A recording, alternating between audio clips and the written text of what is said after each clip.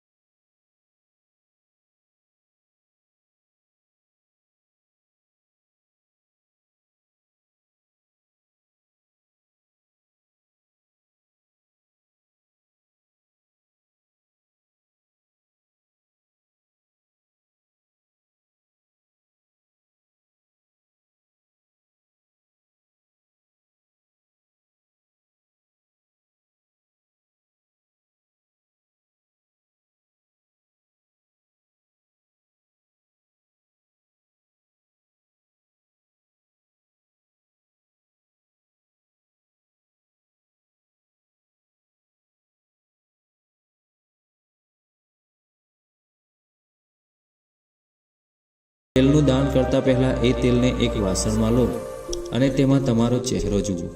આનાથી શનિની અસર ઓછી થાય છે। આ સિવાય ભોજન પણ ખવડાવો। શનિવારે કોઈ જરૂરિયાતમંદ વ્યક્તિને કપડાં, કાળા કઠોળ, કાળા તલ, કાળા ચણા વગેરે કોઈ પણ કાળા રંગની વસ્તુ આપીને મદદ કરો। કૂતરાઓને સરસવના તેલથી બને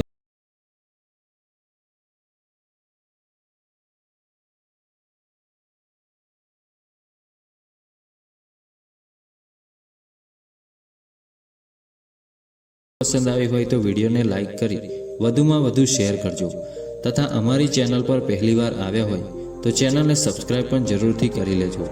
જય શ્રી કૃષ્ણ। હર હર મહાદેવ।